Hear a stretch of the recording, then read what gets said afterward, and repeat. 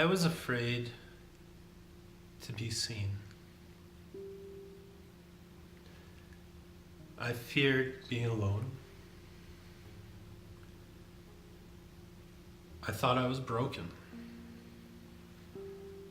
And I worried that I would be miserable. Hi.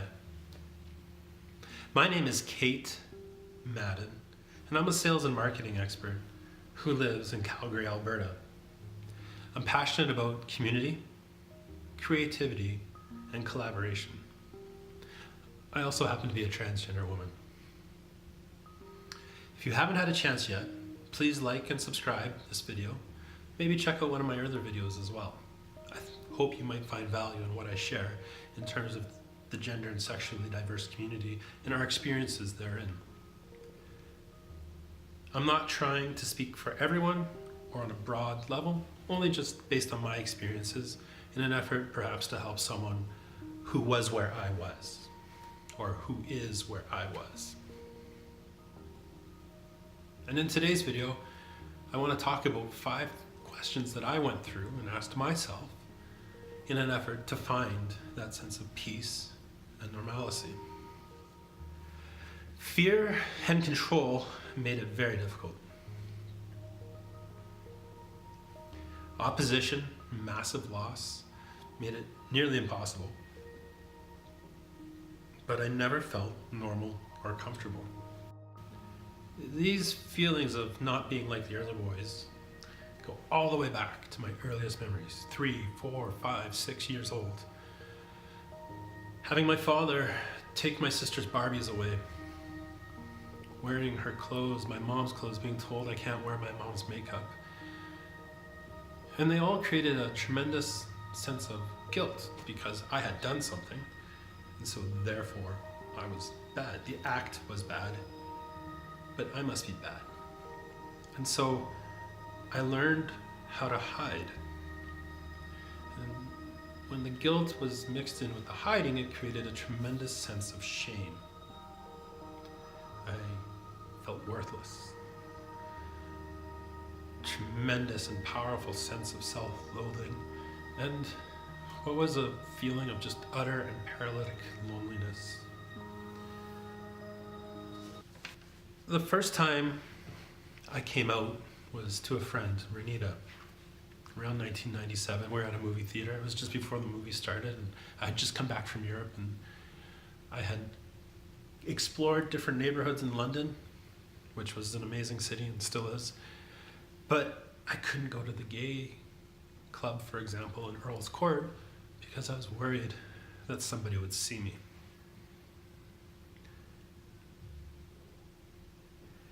After being dumped by a couple of girls, I would come out to them afterwards in an effort to win them back by being honest. Look, love me, please, this is me. And I eventually met the girl who would become my future ex-wife, and I came out to her about a month after we met in an effort just to be honest up front. But I masked my guilt and my shame by framing my gender and sexual identity as just something I was confused about and that I could beat because the confusion could be beaten. I tried to transition multiple times, and each time I would stop.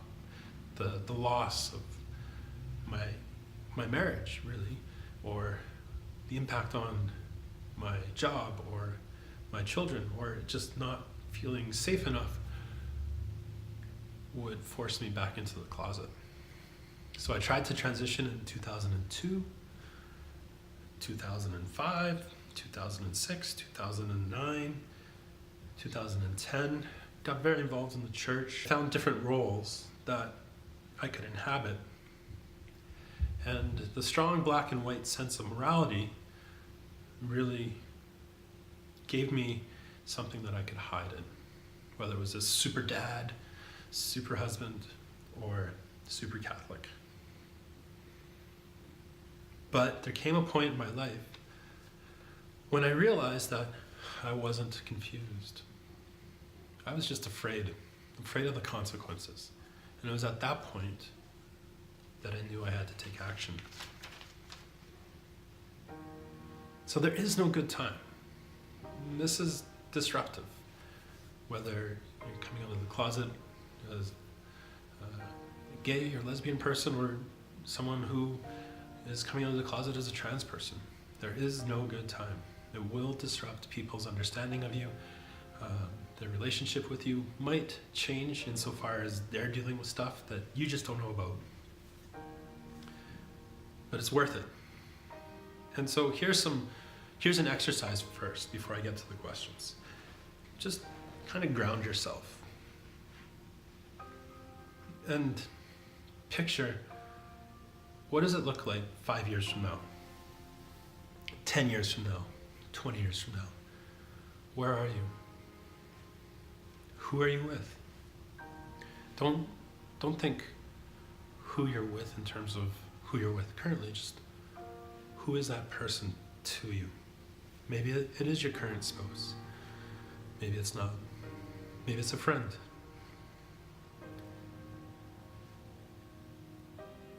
And within that, find the sense of peace. And use that to really align your actions towards that goal of peace. So I think the first question, and I suppose from a trans experience, is what questions are you asking? So I can't really speak to the cisgender experience because I'm not, but they're not asking the questions that I was asking myself. And the one that you might hear, you might read about is, if there was a button, you could press it right now that turns you into the other gender, would you do it?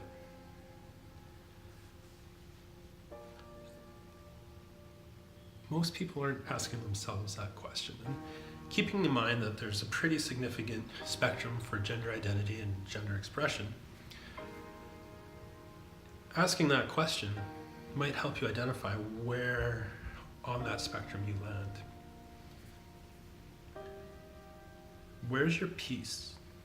I think is a good question number 2. Where does your energy go within that? So, going back to that future exercise, what gives you that sense of peace? Is it living as you currently are? Or is it expressing and loving yourself and loving others in the most authentic way possible?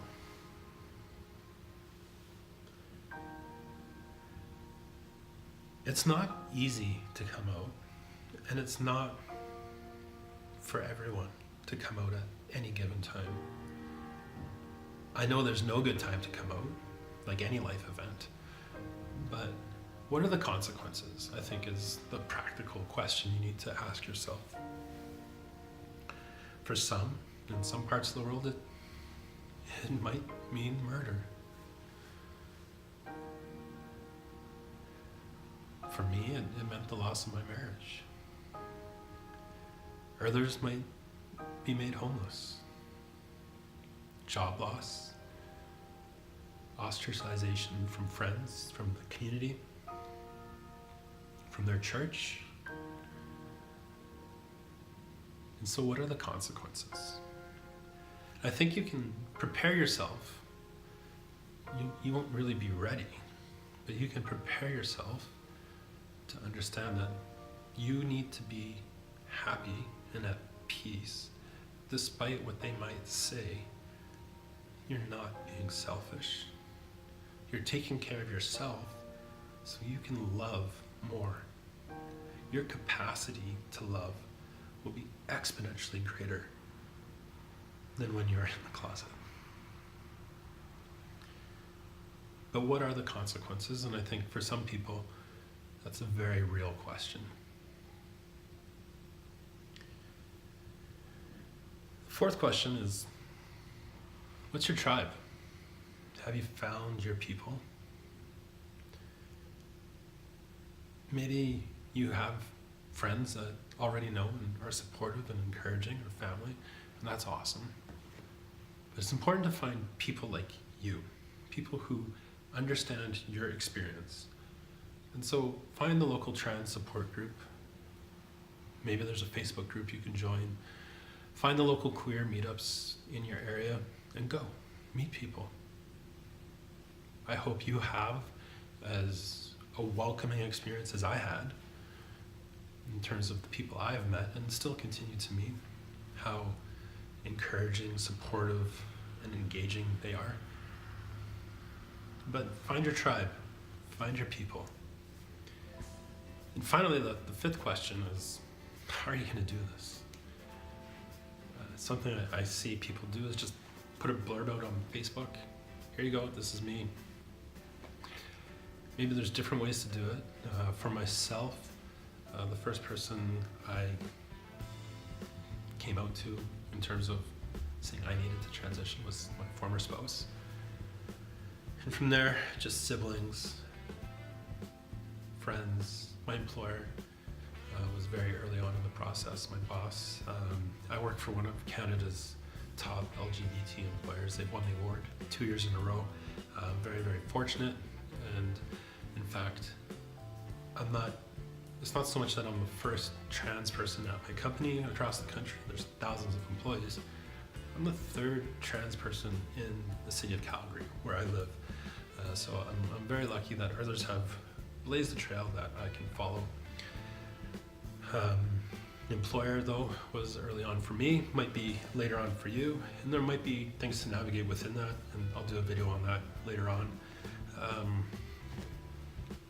Extended family, cousins, aunts, uncles.